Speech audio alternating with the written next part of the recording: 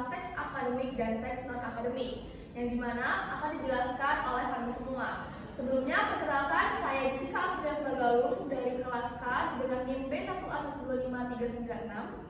Saya Muhammad Melkan Sandi. Saya Nurul Fitria. Saya Fitria Reza. Saya Rekpal Zaki Pratama. Baiklah, kami akan memulai presentasi kami. Kita masuk ke materi yang pertama, yaitu pengertian teks yang akan dijelaskan oleh Nurul Fitria. Pada Nurul, kami persilakan. Baik, di sini saya akan menjelaskan pengertian teks. Jadi, teks adalah satuan bahasa lisan maupun tulisan yang tersusun sistematis dari kata, kalimat, dan paragraf untuk menyampaikan gagasan, informasi, perasaan, atau pesan.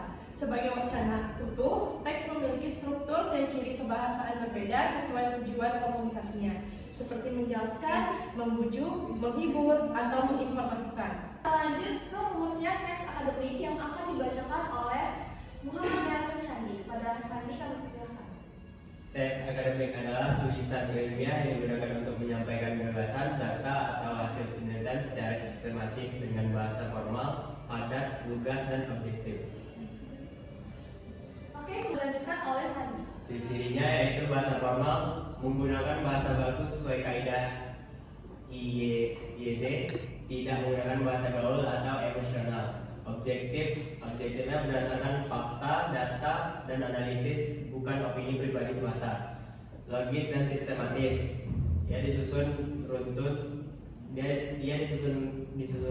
dengan pola yang jelas, pendahuluan, isi, penutup. Kritis, menyajikan analisis perbandingan dan evaluasi, bukan sekedar deskripsi. Padat dan jelas, menghindari kata-kata bertele-tele, langsung pada inti gagasan. Terverifikasi, mengacu pada sumber yang dapat dipertanggungjawabkan. Kutipan referensi, bersifat netral, tidak memihak, menjaga keseimbangan dalam menyajikan informasi. Baiklah, saya akan melanjutkan materi yang telah dibacakan oleh Sandi. Kemudian kohesif dan koheren, yaitu antar kalimat dan paragraf saling berhubungan serta padu. Kemudian menggunakan istilah akademik, memakai kosakata ilmiah atau teknis sesuai dengan bidangnya. Kemudian menghindari ambiguitas, menggunakan kalimat yang jelas agar tidak menimbulkan salah tafsir. Kemudian mengandung tujuan ilmiah, yaitu ditulis untuk memberikan informasi, menjelaskan, atau meyakinkan secara ilmiah. Lalu mengikuti konvensi penulisan ilmiah. Ada struktur, gaya sitasi, dan ajaran penulisan tertentu. Kemudian yang terakhir bersifat universal, bisa dipahami pembaca dari berbagai latar belakang akademis apapun. Baiklah, selanjutnya kita masuk ke pengertian teks non-akademik yang akan dijelaskan oleh Fitri. Kepada Fitri, kami persilahkan. Baik, saya akan menjelaskan tentang teks non-akademik. Teks non-akademik adalah jenis teks yang digunakan untuk tujuan komunikasi sehari-hari, hiburan, atau informasi yang tidak menuntut kaidah ilmiah. Teks ini biasanya ditulis dengan bahasa yang lebih bebas, ekspresif, bahkan subjektif, sehingga lebih mudah dipahami oleh masyarakat umum. Baiklah, setelah pengertian teks non-akademik telah dijelaskan, kita masuk ke materi pembelajarannya. Selanjutnya, secara umum membuat proposal kegiatan itu lebih sederhana dibandingkan membuat proposal penelitian. Proposal kegiatan adalah sebuah perancangan yang ditulis ke dalam sebuah susunan kegiatan kerja yang sudah terjadwal. Perencanaan tersebut harus jelas supaya pihak yang berkepentingan bisa mengerti apa maksud dari tujuan proposal kegiatan tersebut. Selanjutnya, struktur teks penulisan proposal kegiatan yang akan dibacakan oleh Reva. Pada Reva, kami persilakan. Oke, baiklah. Jadi struktur teks penulisan proposal kegiatan itu ada 3. Yang pertama itu pendahuluan, yang kedua tata laksana, dan yang ketiga itu kegiatan penutup. Struktur teks proposal dikembangkan melalui genre mikro untuk membangun fungsi retoris, yaitu meyakinkan pembaca, pembimbing atau sponsor mengenai latar belakang, bentuk kegiatan, tujuan, manfaat, serta strategi pelaksanaan. Saya akan menjelaskan struktur teks yang telah dikembangkan. Oke, yang pertama tadi yang sudah dijelaskan yaitu pendahuluan. Untuk genre mikro yang diharapkan yaitu eksposisi dan atau mengikuti deskripsi. Nah, fungsi retorisnya memberikan latar belakang kegiatan yang akan dilaksanakan, gambaran tentang jenis dan bentuk kegiatan, tujuan, manfaat, serta strategi yang akan digunakan untuk melaksanakan kegiatan tersebut. Lalu, tata laksana kegiatan. Genre mikro yang diharapkan yaitu deskripsi dan atau mengikuti prosedur. Nah, untuk fungsi retorisnya menyajikan strategi yang akan dilakukan dalam melaksanakan kegiatan, termasuk langkah-langkah yang akan ditempuh. Kemudian penutup. Nah, bagian dari mikro yang diharapkan juga deskripsi dan atau meliputi prosedur. Untuk fungsi retorisnya menyampaikan harapan kegiatan itu diterima dan menghasilkan sesuatu seperti yang direncanakan. Baiklah, kita masuk ke dalam bahasa pada proposal, manfaat proposal, dan pihak yang diberikan proposal yang akan dijelaskan oleh Nurul Fitria. Pada Nurul, kami persilakan.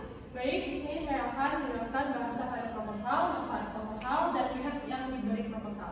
Jadi, ragam bahasa dan proposal bercirikan makna keakanan, yaitu menggambarkan bahwa kegiatan belum dilaksanakan tetapi direncanakan. Ciri ini tampak pada penggunaan kata akan dalam kalimat. Misalnya, kegiatan ini akan dilaksanakan pada tanggal 20 Oktober 2025 di Aula Fakultas Hukum. Yang pertama, itu ada manfaat yang akan diperoleh mahasiswa adalah tercapai pembelajaran selaras antara teori dan praktik. Yang kedua, kegiatan akan diselesaikan sesuai tata cara yang telah ditentukan bersama. Yang ketiga, manfaat kegiatan seni dan pertunjukan akan meningkatkan wawasan mahasiswa tentang seni budaya serta kearifan lokal. Baiklah, untuk pihak yang diberikan proposal itu akan dibacakan oleh Mayla Sandi. Kepada Sandi, silakan. Pemberi izin misalnya kepala sekolah, dekan, rektor, atau instansi terkait, sponsor atau donatur, pihak perusahaan, atau individu yang berpotensi memberikan bantuan dana atau fasilitas. Lembaga instansi yang terkait seperti pemerintah daerah, organisasi masyarakat, atau lembaga mitra, pihak internal, dosen, guru, atau pengurus organisasi sebagai bentuk pertanggungjawaban rencana kegiatan. Baiklah, kita masuk ke tata cara penulisan proposal kegiatan yang akan dibacakan oleh Fitri. Pada Fitri, dipersilakan. Tata cara penulisan proposal kegiatan. 1. Pendahuluan, latar belakang tujuan, manfaat, dan strategi kegiatan. 2. Tata laksana, strategi dan langkah pelaksanaan. 3. Tujuan, sasaran yang ingin dicapai. 4. Strategi, cara melaksanakan kegiatan. 5. Deskripsi, rincian kegiatan dan metode pelaksanaan. 6. Pelaksanaan, tahapan kegiatan yang akan dilakukan. 7. Penutup, harapan agar proposal diterima dan berhasil. Teman-teman, tentunya setelah kita melakukan sebuah kegiatan atau suatu kegiatan, tentunya kita akan membuat laporan kegiatan. Nah, untuk tata cara penulisan laporan kegiatan akan dibacakan oleh Repal. Pada Repal, kami persilahkan. Baik, jadi untuk tata cara penulisan laporan kegiatan itu ada 6 tahap. Itu yang pertama judul, yang kedua itu abstrak jika ada, yang ketiga itu pendahuluan yang berisi objek kegiatan dan tujuan kegiatan. Yang keempat itu deskripsi kegiatan yang berisi nama kegiatan, lokasi kegiatan, dan waktu kegiatan. Yang kelima itu adalah pelaksanaan kegiatan yang berisi hal-hal yang telah dilakukan.